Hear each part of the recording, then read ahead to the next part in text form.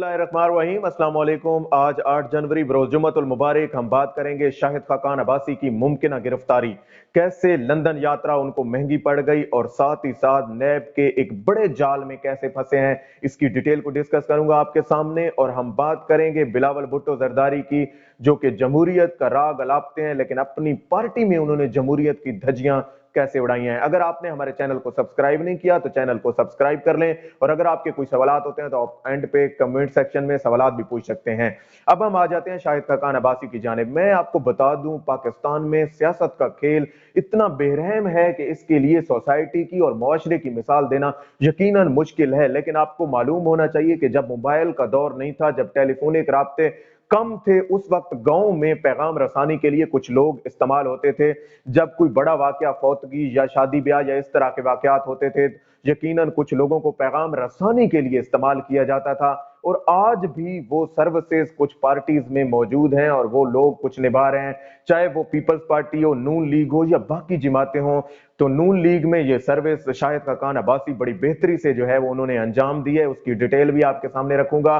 और peoples party में यूसुफ रजा गिलानी किसी मौके पर ये सर्विसेज जो है वो प्रोवाइड करते रहते हैं। शाहिद खाकान अब्बासी ने 24 दिसंबर से पहले हुकूमत को एक दरखास्त दी और उसमें कहा कि मेरी बहन और बहनोई इंतहाई शदीद कंडीशन में है और अमेरिका में एक हॉस्पिटल में दाखिल है और कोविड-19 से उनकी जान जाने का खतरा है, जिसकी वजह से मुझे जो है वो 15 दिन के लिए इजाजत दी जाए कि मैं उनकी इयादत करके वापस आ जाऊं।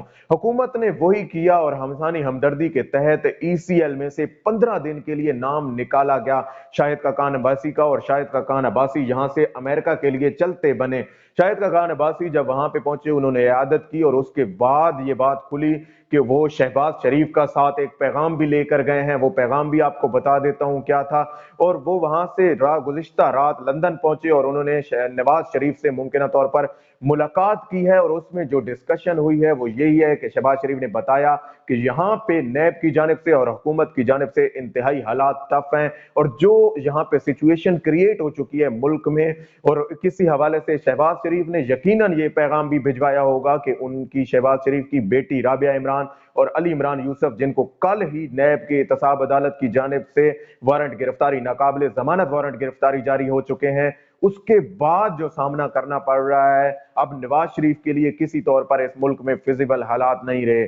शाहिद खाकान अब्बासी ने मुलाकात भी की उनसे और उनको शहबाज शरीफ का जो है वो पैगाम भी पहुंचाया। मैं आपको बता दूं कि शाहिद खाकान अब्बासी पर एक और नैब का जो बड़ा पहाड़ गिर पड़ा, जिसकी वजह से उनकी गिरफ्तारी के बारे में बातें हो रही हैं और मुबैना मुमकिन गिरफ्तारी जो है वो होने जा रही है।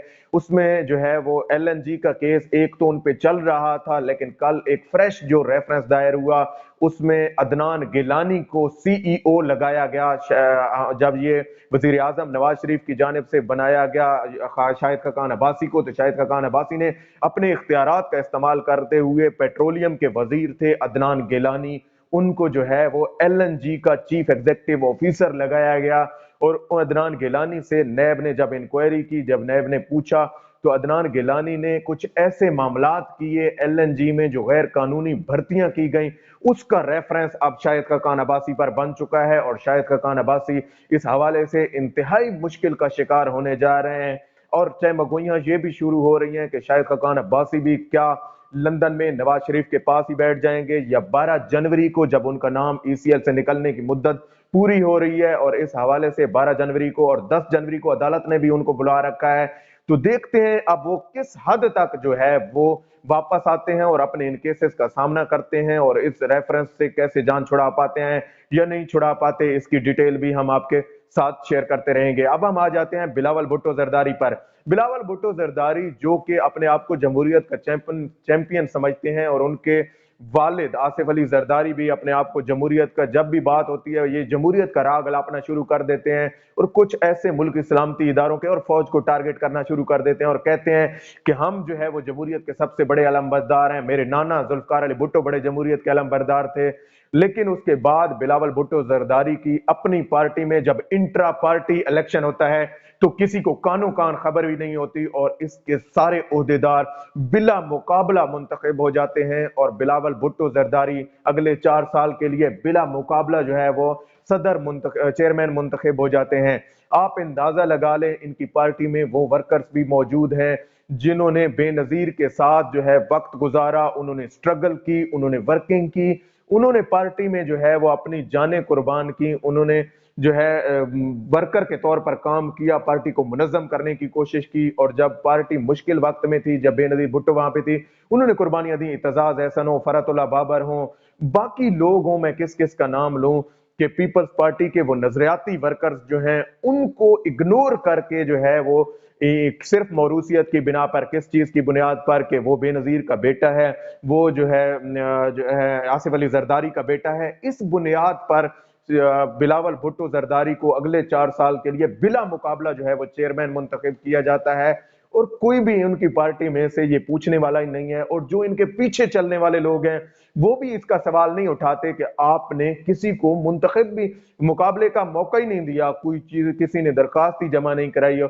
ये हमारी पार्टियों में जमहूरियत है, ये लाए अमल है। मैं आपको बता दूं, सिर्फ बिलावल भुट्टो जरदारी नहीं बल्कि बाकी नैयर बुखारी इनके सेक्रेटरी जनरल, वो पहले भी थे अब भी बन गए, फैसल करीम कुंडी जो कि सेक्रेटरी फाइनेंस वो पहले भी थे अब भी बन गए, इसी तरह रुखसाना बंगश हैं वो सेक्रेटरी फाइनेंस पहले भी थी अब भी बन गई। सूरत हाल आप चेक करें, वही लोग जो 4 साल पहले थे इनकी पार्टी में।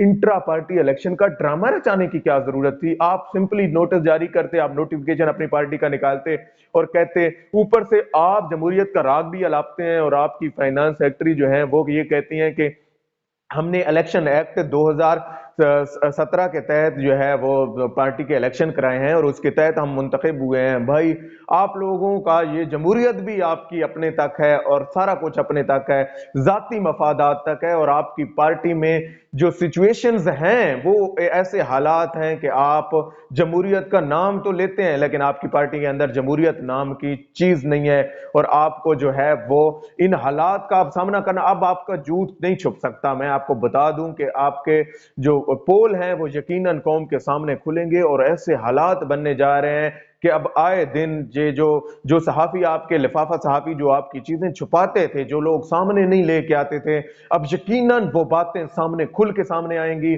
और जो यूट्यूबर्स हैं, जो सोशल मीडिया पे वो लोग जो कौम की आवाज हैं, कौम को सादा अल्फाज में बात समझाने की कोशिश करते हैं और कौम को उन्हीं की जबान में बात समझाते हैं, बल्कि गोल मोल घुमाते नहीं हैं बल्कि सीधी बात करते हैं, तो यकीनन अब उनके होते हुए अब आप ऐसी चीजें नहीं कर सकते कि आप ड्रामा भी कर लें, आप उस पर मट्टी भी डाल दें। जैसे चौधरी शुजात कहता था कि मट्टी पाओ, तो आप भी उसी पॉलिसी पे चढ़ पड़े कि कैसे मट्टी पाएं और इससे किसी को पता ही ना चले कि हमारी पार्टी में कौन चेयरमैन, कौन सेक्रेटरी जनरल, कौन सेक्रेटरी फाइनेंस और कौन बाकी ओहदों पे जो है वो मजे ले रहा है। लेकिन अब आपको इन सवालात का जवाब जो है वो देना पड़ेगा और ये कौम आपसे पूछेगी। अल्लाह पाक आपका हामी और नासिर हो। पाकिस्तान जिंदाबाद।